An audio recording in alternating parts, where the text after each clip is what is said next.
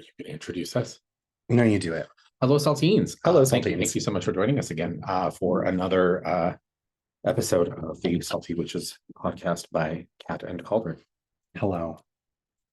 So we have some interesting things to talk about this week, and what we're talking about is really going to be, again, primarily driven by comments and questions that we've gotten from listeners. It's always so nice when you guys send us your comments and questions because it's lovely.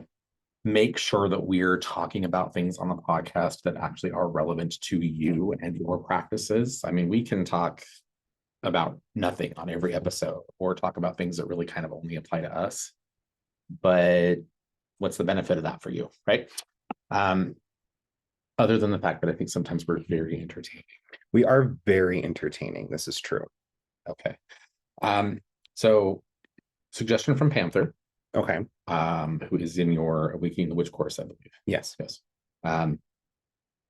Contacted us and said they would like us to talk a bit on haunted objects, the idea or the kind of the theory behind haunted objects. And I actually thought that was kind of a cool suggestion because I think that most people out there, regardless of however they may identify, like even religious people, are superstitious about the powers and the energies that can attach to physical items and spaces. Yeah. Right. Good or bad kinds of energies. Right. So I thought this was kind of a cool idea, and they mentioned specifically, things that we hear about, like Annabelle, right? The doll Annabelle from the Conjuring movies. Well, Annabelle's specifically from the Annabelle movies. Okay. But from the Conjuring universe, the Conjuring series, yes. Okay. Yes, with those frauds and what are their names? The Warrens. The Warrens. Yes, we can talk a bit about the Warrens in a moment. Okay, because I think they are relevant to this episode, mainly because they kind of made they kind of became very well known within the alternative spiritual community, the paranormal community, for their basically their ghost hunting and their collecting of items that were believed to have paranormal kinds of energies attached to them. Right.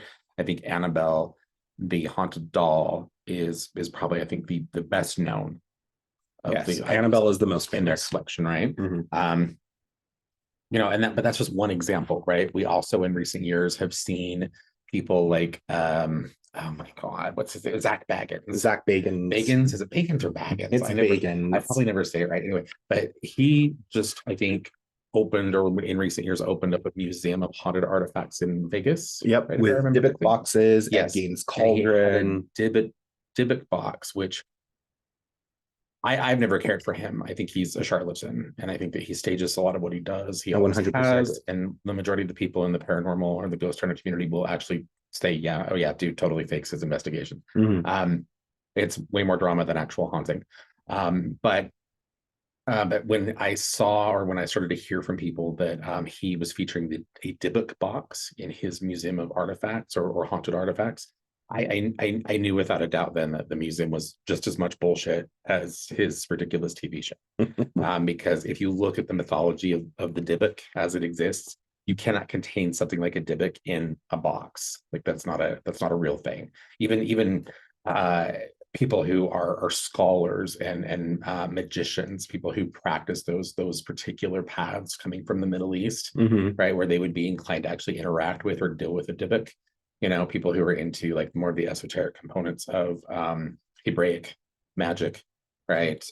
These kinds of things, they're going to tell you like, yeah, this isn't at all how Dybbuks work. This isn't what a Dybbuk is. So yeah, try again. And you probably have made a whole lot of money, or I'm sure, yes, have made a whole lot of money once again on suckering people who just don't know any better.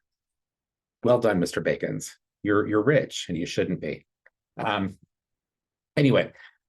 But those are just a couple of, I think, of the more notorious examples of items. But there are many out there, right? Lots of them. Yeah. Right? And I think, to be honest, even though they're certainly not as famous or well known as these two examples would be, I think that most of us actually run into items like this, I would say pretty reasonable or pretty consistently. Like these are things I think that almost all of us, every person has had some interaction with.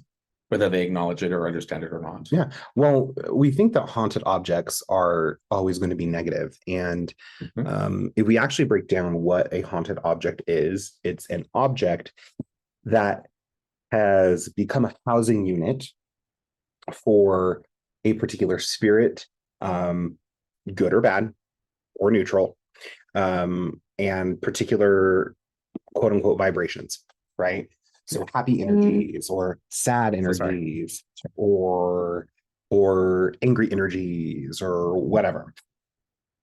And so we come in contact with these things more frequently than we'd probably like to admit.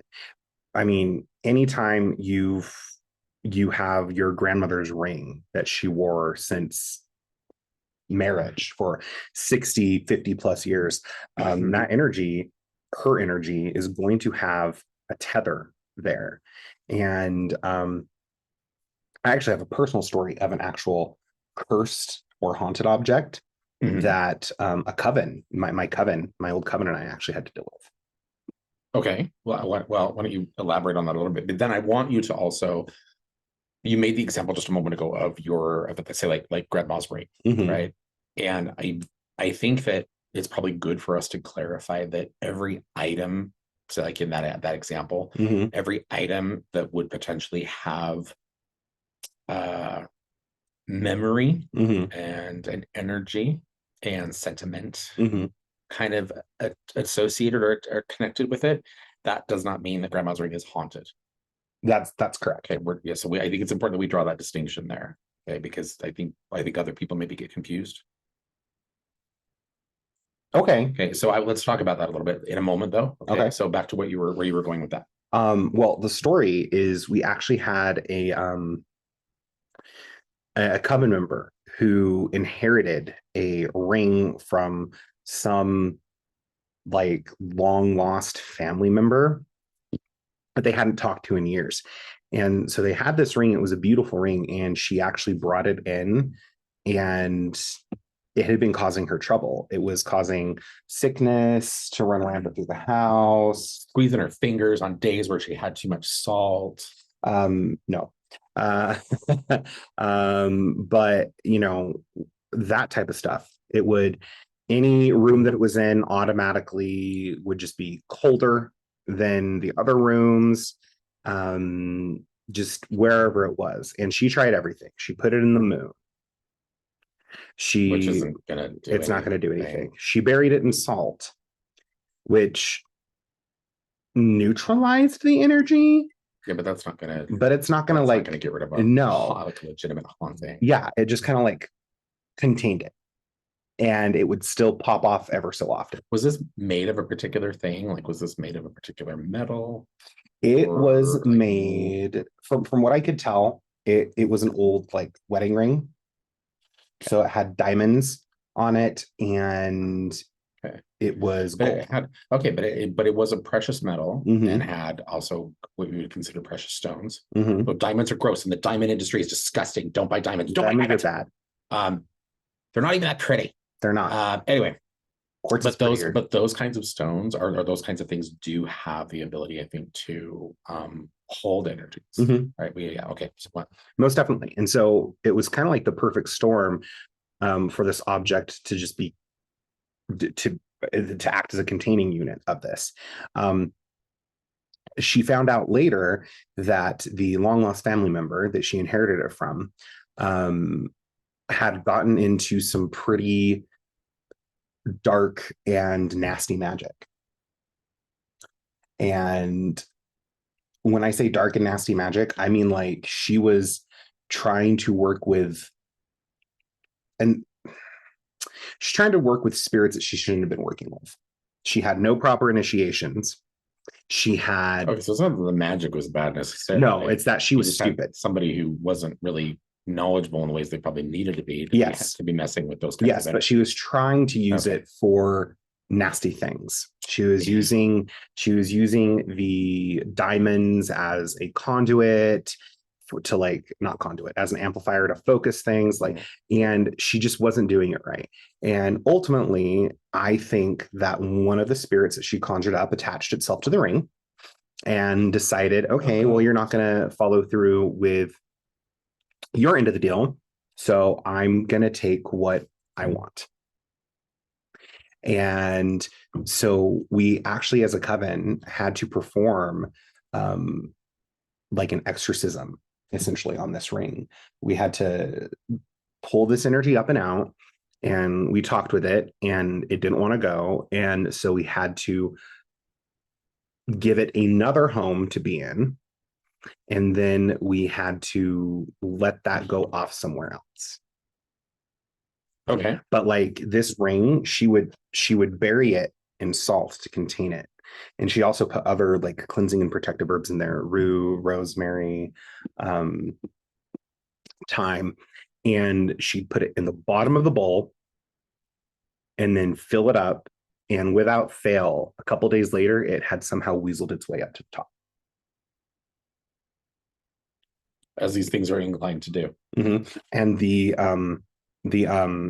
salt that was always in the dish would end up like clumping. Ew. Evil spirits and too much humidity. Worst combo in the world. I mean, it was Utah, so it wasn't very humid. I'm just being an ass. I know you are. Okay. No. You do not come into my shop and dump coffee all over my workspace, all over, and then tell me I'm an ass. First off, it was an accident, and I cleaned it up. I even used the I'm pretty sure Ariana cleaned it. Sorry, Moon Willow cleaned it up. Were you able to like fix this situation for this person? Yeah, we were. Oh, good. Yay. Witches do good work when they're real. Okay, so let's shift that back though, because again, using that story as an example, and kind of going back to what I said a moment ago or a few moments ago, that situation was, I think, specific in the sense that you had someone, though they were not knowledgeable and not skilled, they were, a dabbler as it would relate to the occult kind of arts, right? Magic. They, through their own work, they ended up kind of seeing something attached to an item, right? So there was conscious effort there to kind of draw a spirit in. What other ways can we see spiritual energies becoming attached to physical items, maybe where that isn't facilitated by the processes of a spiritual practitioner or living person? Anytime something traumatic or inherently powerful, or how can I, like, big. Yeah, like a big, would you say like a big, I think what it is, it's beneath that, is it's not necessarily the traumatic or the event. No, it's because that can be kind of a positive thing as well. Sometimes it's a happy moment, right? Yeah. But it's the emotional response in the living people. Yes. Around that space, or the living people, or it's again, going back to the situation of Annabelle, right? One of the reasons that they believe that Annabelle is haunted or is possessed, whatever, is because that doll was what am I trying to say? That doll was on the site of the actual, like, the death of a human child, right? Isn't that kind of how the story goes? I think so. That's how the movies. Oh, is that just the movies? That's how the movies. I just because I for years believed that they were charlatans, and in the years since, there's been a lot of stuff that's come out that has kind of confirmed that to be the case. The Warrens specifically. That has for so long been my position, that when I watch things like stories about like Annabelle and some of these other things that they do, like I watch that and I go and I'm like, this is purely fiction. Which is unfortunate, because I actually do think that Lorraine Warren had some legitimate psychic. Oh no, well, Lorraine was a legitimate psychic. I think she was. I think that it just came down to the need for celebrity and money. Well, a lot of that was pushed by Ed. Yeah, Ed really did seem to be kind of like the driving influence there. Yeah, and that's okay. We don't need to speak. There's actually a documentary on Discovery, I think Discovery Plus, that actually goes into like goes into that shit. That goes Yeah. into like Okay. people who have come forward. Oh yes, I think I came home from work one day. You were watching this. Yeah. Yeah, that's right. And like Lorraine was legit. I've met I had the opportunity to meet Lorraine, which was pretty cool. She's very sweet. I'd heard she's only 2 feet tall. She's tiny. Okay. Not really, actually. Lorraine is tiny. She was a little bit taller than mom, but very skinny, very, very skinny. Yeah. But I could tell she had the energy of a legitimate psychic. She picked up on my nona. Okay. She was like, there are 2 older women around you, and they love you very much. Okay. I'm assuming, Okay. Let's turn this back to the topic. So she was legit. So okay, all right. So anyway, away from the okay. So the reason I mentioned them is because I was just trying to explain why I had perhaps was misunderstanding the history, the origin of the Annabelle, right? But I've heard those similar stories though, where I've heard that an item that has subsequently proven to be the kind of the focus for a spirit, like an intelligent haunting kind of situation, has somehow been directly involved in the death of a human being. Right. Yeah. So so that's kind of where I was going, because I believe that is and death is always, I think, not always, death always has the potential, I think, to be traumatic. Right. Even if the person who's dying is okay, the people who are the living left behind go through some sort of trauma at the loss. But I think that even how am I trying to word this? There's so much potential, because I think just the nature of death is such, it's just such a big transformation and a change, right? That it creates the potential, I think, for some very unusual energies to start to kind of mingle and move through the physical space around where it's happening, right? I would agree with that. Something else that I also have seen is objects being haunted not by malefic things or negative energy. Objects can absorb positive energy and positive experiences and positive spirits just as much as negative ones. I think the reason why we usually see the negative ones, or we hear so much about the negative ones, is because it can be pretty nasty. Well, I know we also have a tendency to kind of focus on the negative. We have a tendency to, those are the exciting things. Those are the danger stuff. But, one of the things that my mama had of her mother's was haunted. Okay. It was a blanket, and my great grandmother, my granny, her spirit haunted that blanket. Wherever that went, her spirit was. And she loved kids and she loved animals.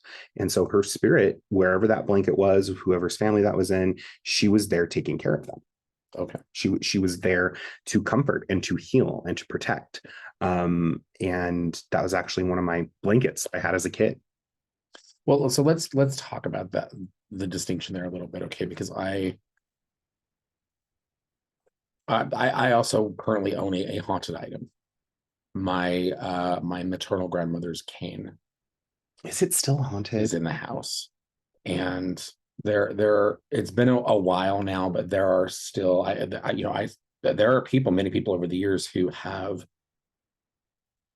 seen that cane when it was in my mother's house. Now I have it, where they would see that cane, and because it's kind of a cool looking cane, it's like an old gnarled wood kind of cane, right? And it's just got, you kind of see it, and there's just this charge, which is my grandmother and her power, because she was a witch. And there have been a number of people over the years who have gone and who have picked that thing up, and because she did not want them touching her things, she kind of zapped them, right? There are a number of people over the years who have told me those stories, like, oh, I picked that thing up and it bit me, or I picked that thing up and I just got like a cold chill, and so, and I've never had that experience with that cane, which I kind of like, because it tells me on some level that even though my grandmother was a difficult woman to love, that she must have had some kind of love for me, because I've never been bitten by her cane, right? Your cane anyway, but I want to talk about the nature of haunted items as it would relate to you say malefic or benevolent kinds of spirits and spiritual attachments, because of the nature of how human souls are supposed to continue to progress and evolve beyond death. I do want to say that the percentage of intelligent haunting kinds of phenomena anchored to physical items That's or right. even spaces, that the percentage of that is likely to skew majority into kind of negative kinds of spiritual attachments. Mhm. Okay, because if someone who loved that thing, someone who even died, maybe wearing that thing or in that room or on that piece of furniture or whatever it is, right? If they died and they were, kind of at a place where they were, really kind of ready to move on, maybe they weren't ready to die, but they were ready to move on, right? Mhm. And they did that, they were able to effectively do that. They're not going to linger on that item. That item might still carry some residual of energy or memory, but that's not a haunting, an intelligent haunting kind of situation, right? Because they're gone. Mhm. They're doing whatever the hell else they need to do, right? Where you're, I think, more likely to see people, human spirits for one, but also other kinds of spirits, discarnates and other kinds of spirits that are non-human. You're likely to, and I'm not talking demons. Ugh. Demons don't need an object. Demons don't attach themselves to physical objects in the way that people think that they do. Okay, if you're someone that is really watching a lot of horror movies around demonic possession and these kinds of things, demons don't need physical items like that to navigate our world or to move around. Beyond that, they're just not doing that, I think, as often as people really think that they are, or at all, because Mhm. there's no need for that. They got other shit to do, I Mhm. promise you. They're busy just like the rest of us. But anyway, but it would make sense though that other kinds of spirits, intelligent kinds of spirits that would be inclined to connect to a physical item, um, they're going to probably have, I would say, not necessarily negative, but certainly not positive kinds of motivations for maintaining that connection, right? Mhm. Like they're staying in that connection because that item continues to be, for all the living people around it, that item continues to be a reminder of the sadness of that moment. A Right? source of And food. that's a source of food for a parasitic entity, Mhm. right? The item is an easy way for, I think, sometimes for many spirits to kind of actually physically move around and be welcomed into spaces where maybe they normally wouldn't be, Mhm. right? Like I talked about that recently in the mediumship classes that we do here, where I was talking about people who love to go like thrifting, or they go to vintage Antique stores, or they shopping. go hit up, antique shops or estate sales and things. And then they, and they buy this really pretty, whatever it is, right? And they bring it home. And then within like a couple of weeks, they're like, oh my God, the house is haunted. It's like, well, yeah, it is now because you went to this thing. I mean, we've done house cleansings where we've gone somewhere and the house will be fine. And then we'll get into like the one room in the basement and we'll be like, where did this dresser come from? And the person's like, oh, I got that at an estate sale 2 months ago, and it's like, you brought your ghost home, Yeah. like that, this is it. This is the anchor, but those spirits, I think overall, they do seem to kind of skew more toward the negative, because spirits that have positive intent are less likely to connect their energies in that way to a physical item. Yeah. Yeah. I would agree with that. I mean, every single time I go into a space to do a house cleansing or whatever, Or whatever. What are you doing on these house cleansing trips of yours, Austin? sometimes it's house cleansing, sometimes it's a blessing, sometimes I'm just talking to the dead folk there and being like, hey, can you like behave yourself, please? So it always makes me go, it just gives me that sense of like, okay, this is going to be more work than I needed, than I anticipated. When you go in and you can see and tell this person is like a collector of antique things. Yes. It's always just, yeah, people who collect antiques always have, I'm looking at you, Wendy, really interesting energy in their houses. Not bad necessarily, but as a psychic, as a medium, you'll get this. This is kind of where you were going, right? With this comment I'm about to make is, when, as a medium, as somebody who connects with, who senses and communicates with spirits, when I go into someone's home, and they have a lot of antiques, like they collect a lot of antiques. I get the same thing when I actually go into antique shops, which is why when I go into an antique store, I usually go in, I take a real quick look around, and if I don't immediately see anything I want, I leave. Because being in a space like that, being in a home where you're surrounded by antiques, it's like standing in the middle of like a sports arena in the middle of a game. It's lot loud. of noise. It's a lot of static. It's a lot of talk. It's a lot of energies doing this at you because they know that you can see and sense. And you're like, no. Right. And you're like, I'm not here for this, I'm not here for this. So those of you who like to collect things, unless you really want that kind of activity Wendy and Julie in your house, unless you really want that kind of activity in your house, do what you can to cleanse those items before you bring them into your home. Julie. Okay. I'm sure there are many other people who watch this who are collecting. I know, I'm just giving them crap. I'm not even sure Wendy and Julie watched the podcast. Anyway, so what would be kind of like how to word this? What would you say? What would your guidance be to somebody who maybe suspected that they had an item in their possession or in their home that did have like an intelligent kind of haunting situation going on? Talk to the item. Is there a particular way they should do that though? I think people are a lot really hesitant. You and I always say that. We always say that out when people talk to us. We're like, well, I have this energy in my home and I don't know what to do about it. And one of the first things that we always say is like, well, you kind of need to investigate a little bit. Like you need to talk to it and find out why the fuck it's there. And people are terrified of that because they're like, oh, if I talk to it, it'll get even worse, right? And then it'll think that and I'm like, not always, not necessarily, So how would you maybe further elaborate on that? Take the object, and if it's something you can hold, I would say hold it. Because at that point you are physically in control of the object. And if it's like a big, like old wooden armoire, like pick that thing up and sit down in your comfy chair and just put that armoire right on your lap. If it's a big armoire, then you hug it. If it's a big armoire, then hug your armoire. I'm an armoire. You're my armoire. But if it's a big armoire, then just put your hand on it or your hands on it, and then just talk to it. Talk to it, hey, I'm speaking to whatever is attached to this, something, whatever spirit that is here, that is present. Is there something I can do for you here? Is there a reason why you're here? Or would you mind vacating? Will you please get out of my home? Or you're more than welcome to stay as long as you, rinse due the first of the month and don't cause any trauma or drama. Okay. So that's one way to do it. You could also have a medium come over. If it's an object that's small enough, then you could probably bring that object into like a shop like us. You could bring that object in and hand it over to whatever psychic or medium is on shift, and we could totally investigate it for you. I will say most of the time with those objects, I usually end up keeping them because people want me to remove this spirit.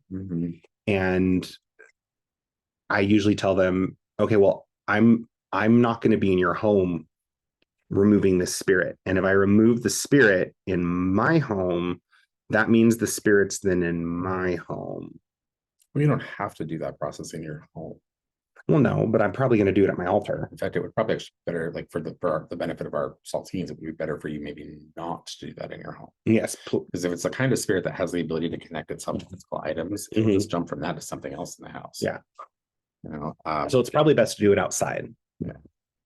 Go to a public park. Let it become the world's problem. Go to a public park. Daycare centers. Oh my God. I was going to say parking lot of a daycare center. Oh my God. The food in a daycare center for parasitic spirits.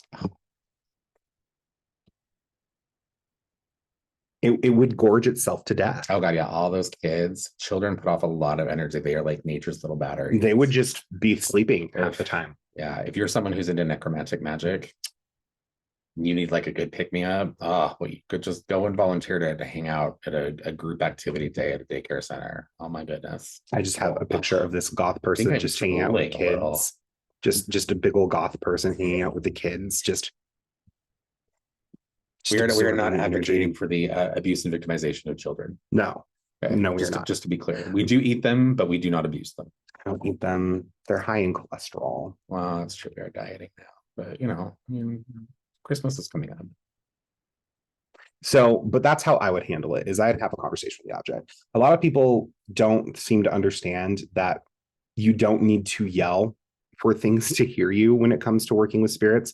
As a matter of fact, if you just speak firmly, like you would to a guest in your home, or a child, or even an animal that's being disruptive, then just put power in your voice. Yeah, power in your voice. But that doesn't mean you need to yell. Yeah, because if you yell, that can seem antagonistic, and then you can create more issues.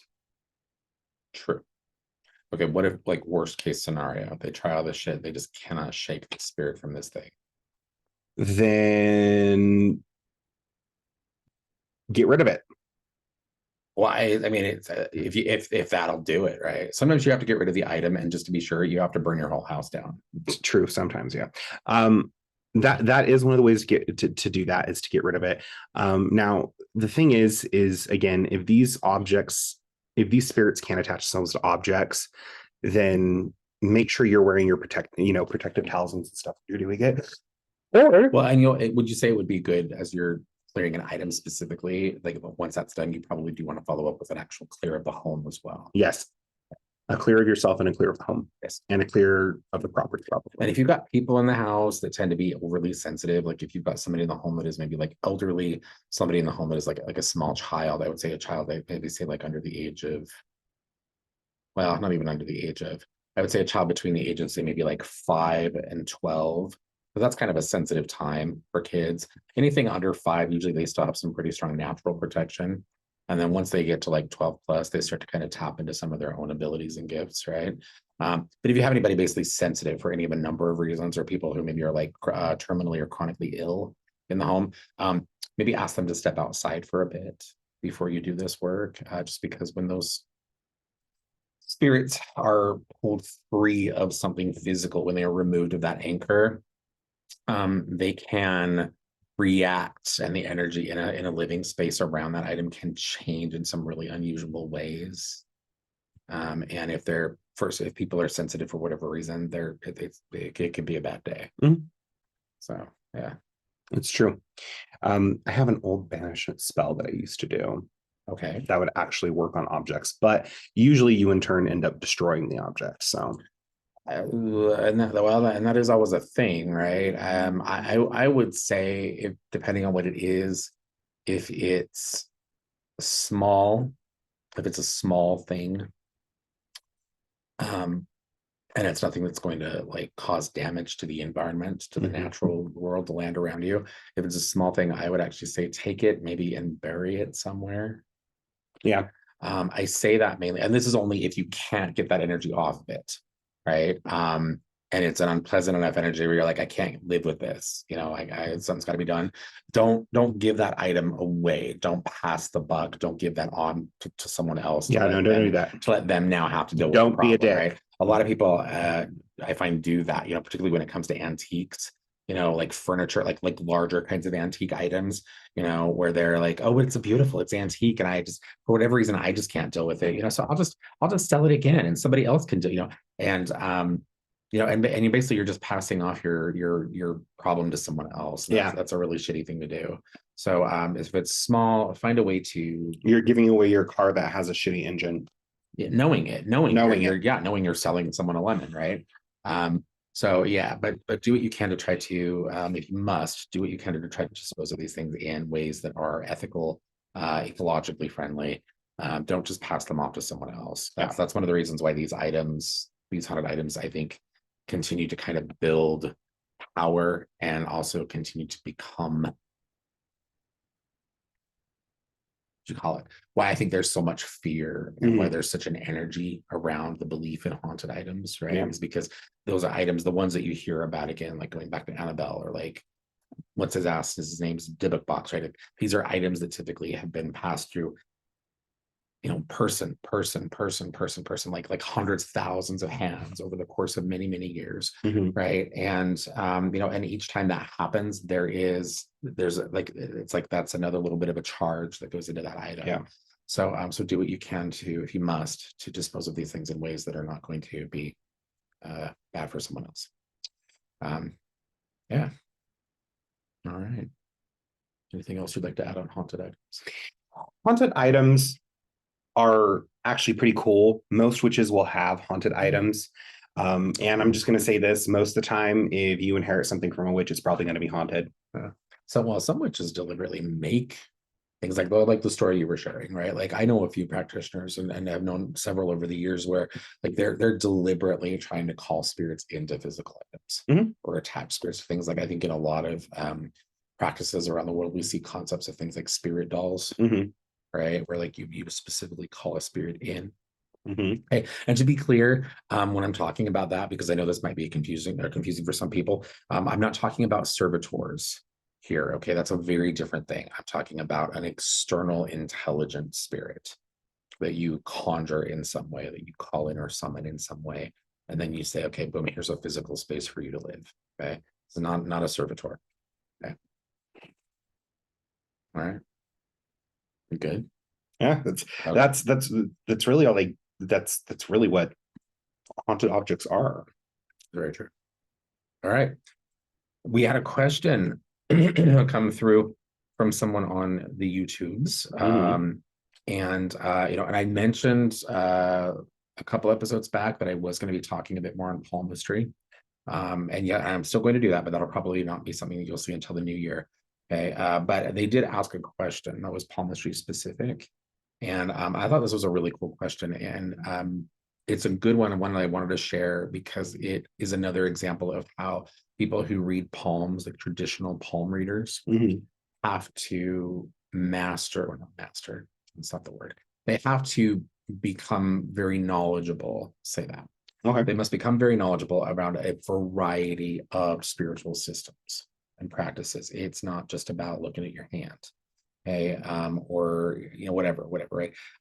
In this instance, their question was basically they wanted to know why all of the fingers on the hand had planetary correspondences.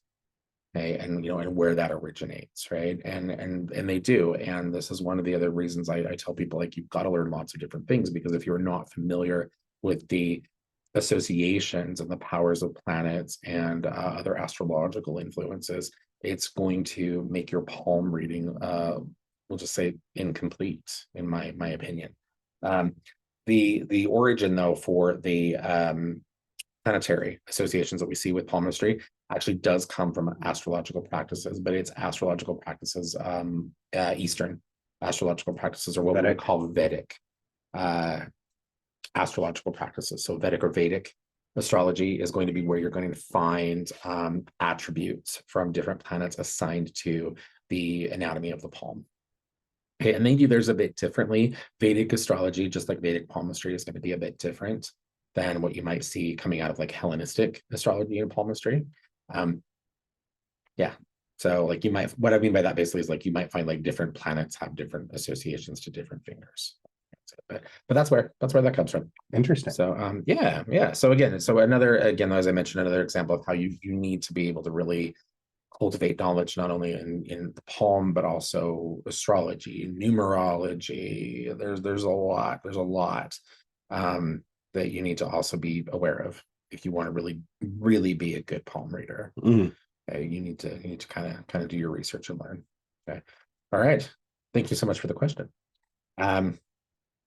And keep them coming, because we love the questions from you guys. Okay, the only other thing here I had in my notes for this week was draconic spirits. What about them?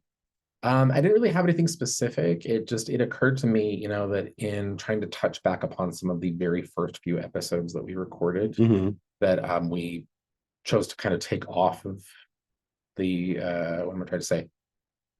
We removed those from streaming services, right? They're no longer out there for public consumption at the moment, right? And we had a few different reasons for that. But one of them was the podcast on draconic spirits.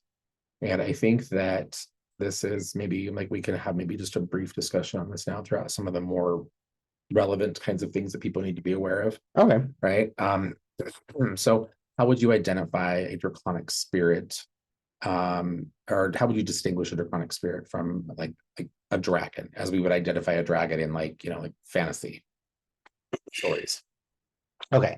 So dragons in fantasy stories are believed to be creatures, like actual physical creatures that flew and blew fire. right? They were innately magical, blah, blah, blah, blah. Draconic spirits, as we would see them in witchcraft, are primordial spirits of chaos. Can you clarify chaos? Chaos in the sense of like the potential for everything and nothing all at the same time. Okay. Draconic spirits are not something that a lot of people get right, I find, in witchcraft. When I speak of and work with draconic spirits, I'm coming from a point of, like, again, primordial spirits that have the ability to destroy or create. And it's very similar to working with goetic spirits, honestly, because when you're working with these spirits, it's not, oh, I have a dragon guide and his name is Philip. And like we totally we sat down and did Reiki together. This sounds like the same person that plays Call of Duty with Odin. Yes, it is. Gotcha. And that's not that. Dragons are not here to guide you. Draconic spirits are not here to guide you. That's not what they're here for. You use the term goetic spirits, and and I've noticed in talking with a lot of occultists, and particularly people who identify as left-hand path practitioners, which more and more I think is becoming left-hand path practice as a term for different kinds of occult practices. I think has become such a watered down kind of term, because really in this era, all it in essence means is you're just someone who is really primarily functioning as an individual practitioner of some stripe. And a huge component of your work involves not only what you're manifesting externally, but the way that you're manifesting internally and growing. Right. I know that's a very simplistic way to put that forward, but those are kind of the relevant things, right? Beyond that, you're just dealing with different systems and different, so I don't know. I'm more and more, I'm kind of like, oh God, can we just do away with the whole left-hand path thing, at least as an identifier, because it doesn't mean anything anymore. We've got light workers and new ages out there now calling themselves left-hand path workers, because they work with demons, and yet somehow they also still work with the chakra system and their Pleiadian star seeds. That's very confusing. This is a run-in that our friend Aziel had recently with some fool on TikTok. Anyway, he was claiming all of these things. Anyway, it was really bad. That's what this person is putting out there was really, really bad and just very wrong. And part of me wants to feel very angry, but then there's another part of me that just feels really badly for her, because I think she's just extremely mentally ill, this person. Anyway, but you mentioned goetic spirits. Would it be fair to maybe group something like draconic spirits, though, in the category what we would identify as infernal kinds of spirits? Or are they maybe something that you would identify more as elemental? Elemental, most definitely. Okay. Because they're not infernal.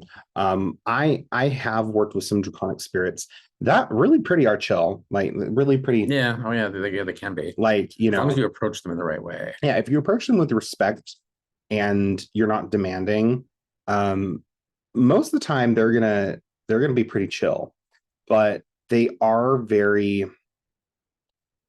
can be a lot. And when you're working with these spirits and something is requested of you, you do it. Yeah. Well, having said that, would you say, like, are these spirits that you can control? The right practitioner, yes. I don't think that these are spirits that you should control. I have a different opinion on that, but that's okay. I don't think that these are spirits that you should control. I think these are spirits who are powerful in their own right. And unless you're willing to... Here's the thing. Yes, there are some practitioners who can do that. But the way we work, we don't bind and control spirits. You can never really permanently bind a spirit. That's true. Sooner or later, that spirit is going to. Sooner or later, as a fallible human being, you're going to have a moment where you do the incantation wrong, or you flub your seal or your sigil, there's going to be a hole in your work, which is going to give that spirit wiggle room to be able to break out of any kind of bind that you've done. And even if that spirit was allowing you to temporarily control it, sooner or later that spirit's going to get loose. Yes. And if you have not done right by that spirit with the work and the relationship that you've tried to cultivate, they will get theirs. They are going to ruin your life. And yes, draconic spirits in particular can be vicious. Yes, they are. They have no problem ruining everything you care about. No. Before they ruin you. And they don't discern between good and evil, right or wrong, light or dark. They are amoral. They are amoral. You know, they kind of have their own, I've noticed they kind of have their own set of ideas about how life works and how things work, right? I get very much a what's in it for me hierarchy kind of. I know a lot of them actually do actually consider or do think of themselves as gods, though they are not deities. Yep. Similar energy sometimes though, I think. Yeah. Very similar. I don't know what do you want to talk about with draconic spirits? Well, I don't know. I just thought would be nice to share some details on that, because I think I've noticed that draconic spirits seems to be, and working with draconic spirits seems to be something that kind of cycles through the occult community, kind of like everything else, right? Like this year, everybody's all about, deity work. Next year, everybody's all about draconic spirits. The year after that, everybody's whatever the fad is then, right? So working with draconic spirits, I will say that the mass majority of individuals who say that they work with these spirits, they work with dragons, they're talking about, like, honestly, they're talking about fairies who have taken the form of the medieval Arthurian legend dragons. Different cultures obviously will do different things and work with these spirits differently, but I'm sorry, Dragon Wicca is not working with draconic spirits in the sense of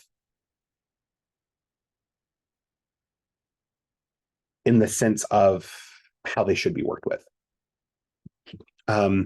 If you're working with those types of spirits and you're doing the, dragons of the elements who are like the kings, just like we have the spirits of the winds, then you are kind of working within some structure. They love ceremony. They love to see the ceremony. I think partially because, one, they love shiny things. They like good smelling things. They love fancy offerings. Yes, they love fancy offerings. That's one of the reasons why more people don't work with them, is because it's expensive to work with draconic spirits. Yes, they like gold. And I'm not saying chocolate that is covered in gold foil. They like gold. Yeah, I've had a number of conversations with people over the years where I've told them, like, if you can't afford gold, whatever, for your rituals, go ahead and use brass, because brass still captures the solar energy that you need.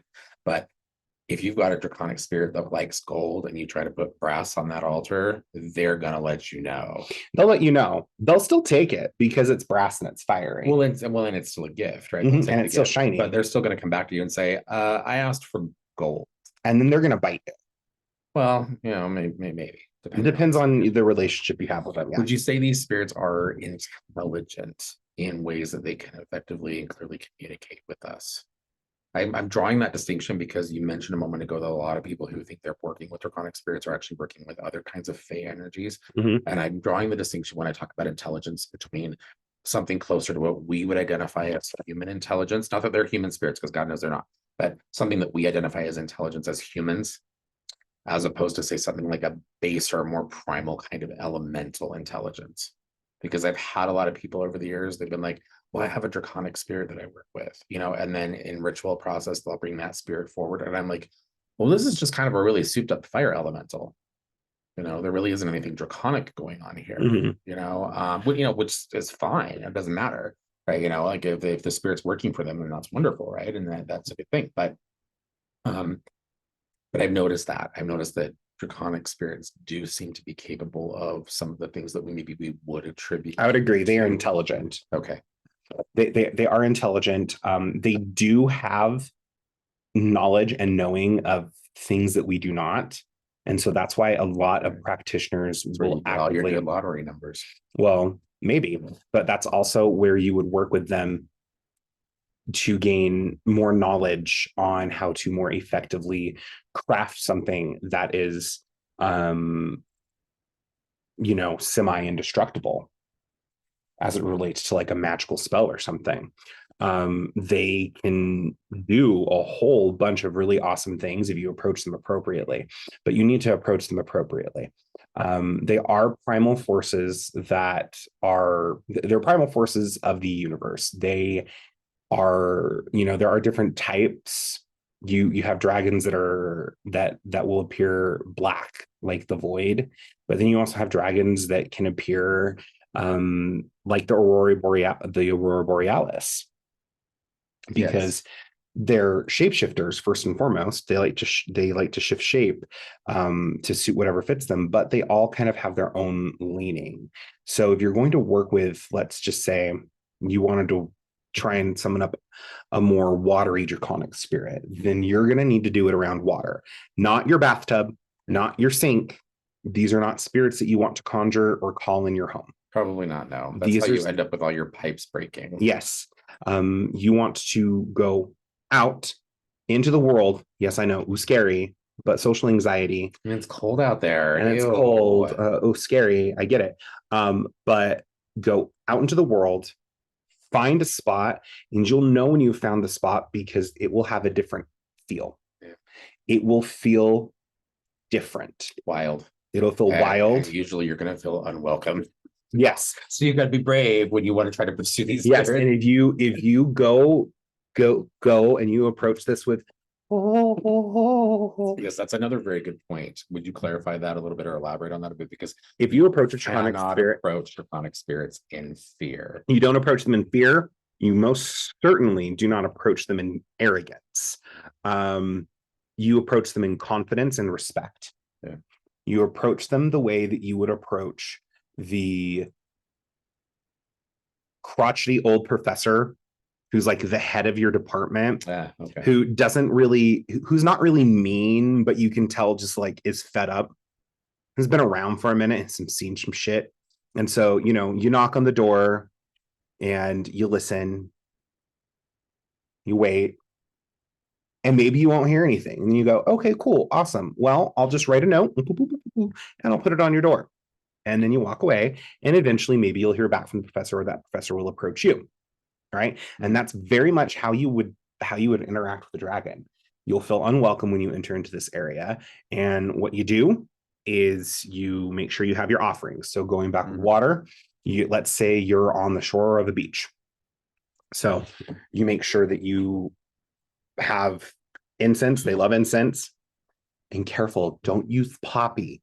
Would you recommend? Okay, so here's a question I have for you, and I want your opinion on this because you can use poppy. It's fine. They're not allergic. I know what my experience is for this, or my belief and experience would be for this. But if you were someone that wanted to cultivate and start to establish a relationship with a draconic spirit that was associated to elemental water, water physically, would you agree with me? Trying to figure out how to word this because I don't want to lead you into an answer. Would you agree, or what is your opinion on that work is probably something that should best begin with, say, a spirit that would be more closely tied to, say, like a river or a lake rather than an ocean? Yes. Because the ocean, that's a very big energy. That's a very big energy, and it's very different than the energy of a lake or a pond or a stream or a river. You're going to get more. If you do ocean, then if you do make contact with a draconic spirit, it's probably going to be old. It's probably going to be crotchety. It's probably going to want to eat you. It's probably going to want to watch you drown because you've disrupted it, or you've come into its space. Or in my experience has not necessarily been that they're more inclined to make trouble for you or to be difficult for you personally. My experience is that those draconic spirits usually they require a lot more work. Yes, they want more. They need more offering. They need more time. You have to really do something to impress them. Yeah, exactly. Yeah. And so draw it's their just- attention. Yeah. So I always tell people like start with your, your smaller bodies of water, Mhm. if that's what you want to do, or whatever other element, right? Mhm. I mean, it'd be the same if you were going into a forested area to try to connect with a dragon that was more closely aligned to that kind of an energy, Mhm. right? Like go into a forest maybe that isn't, a place that's away from your home, ideally, but also not like way out into the wilds, right? Because the deeper and more wild the forest gets, the older and more wild the draconic spirit is going to be. And the other energies that surround it. And so so you just want to, have a plan, know what you're doing before you decide to walk out there and connect to one of these spirits. Yeah. But you go to that body of water, you bring your offerings, you make your invitation. Hello, I can feel you here. I feel your presence. I would like to work with you. I give you these offerings. I will return with more offerings next week. And you show up and you do it and you say the things and you continue. And eventually you'll get a little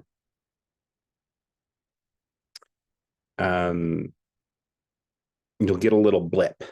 You'll get a little like, okay, you've caught my attention. And from there, you'll see a lot more feedback and actually be able to do something. Okay. All right. One last note on draconic spirits. Because we deal with this a lot in the store. Oh, and this is not specific to our store. I think most metaphysical shops like ours probably have these interactions. But for those of you who are really into Dungeons and Dragons and other tabletop role-playing games and LARPing, these kinds of activities, I just want to be very clear that the dragons that show up in your campaign books for your D&D games, those are not the same things as what we are talking about today. Okay. I bring this up because we have had those interactions with usually young kids that come in who are really into Dungeons and Dragons and other role-playing games. And they want to work with draconic spirits because they think that spiritual energy is going to be like what shows up in their books for their game. And it's not. It's not. And it's a lot of work. And it's a lot of work, but also if you approach these kinds of spirits kind of from that perspective, on a good day, they're going to laugh their asses off at you and then they're going to leave you high and dry. On a bad day, they're going to make trouble for you because that is a little disrespectful. So I just wanted to throw that out there as well, because I know that's an interaction that we've had more than once over the years. I can see that kind of extending into a lot of other conversations. What people do with their role-playing games and their Dungeons and Dragons is not what we do as witches. It is not the same thing. And occult practitioners, it is not the same thing. Okay. And you can be an occultist and still love to play your Dungeons and Dragons games, right? But do not confuse the two. Oh my goodness, that is going to be trouble for you at some point. But it's a great place to get certain ideas for spells. Well, I mean, inspiration comes from many sources, right? Lots of things, right? Like I get inspiration for spells driving on the road every day, usually baneful magic. It's that road rage. He does have road rage. Pretty bad. I don't rage. It does. It does. Maybe once or twice. I never picked a fight I couldn't win. Okay. That's all I have for this episode. I think that's good. I think it's an episode. I will say, from what we kind of ended on about making sure that you do not confuse your fantasy and RPG with actual witchcraft and spirituality, I am going to say I have an idea for a podcast episode. Okay. Well, let's talk about that off camera. And let's stash that for now and talk about that later. Okay, fine. Okay, thank you so much for watching and listening. Thank you for joining us again. I hope you're all safely navigating the holiday season. Yes. Taking care of yourselves while you're trying to take care of others. Okay, and yeah. Happy witching.